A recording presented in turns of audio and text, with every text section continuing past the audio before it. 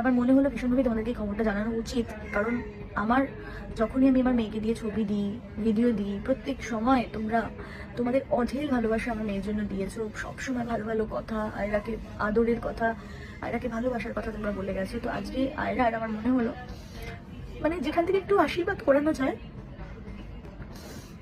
তাই জন্য আমি ভিডিওটা করছি, যাতে যেখান থেকে তোমরা সবাই যেন মিলিয়ন মিলিয়ন আশীর্বাদ দাও। হয়তো এখানে বলতে পারো লোকে যে ভিডিও ভিডিও দিয়ে রিচ বাড়ানোর জন্য আমাকে করতে হবে না ফলো, সাবস্ক্রাইব, কিছু করতে হবে না। শুধু তোমরা যেন দেখছো ভিডিওটা আশীর্বাদ করো, যেন সবাই করো।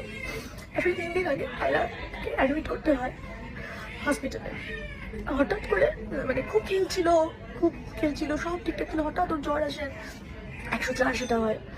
অ্যান্ড ইমার্জেন্সিতে নিয়ে আসতেই ওর ভর্তি নিয়ে নেয়। তো ভর্তি নিয়ে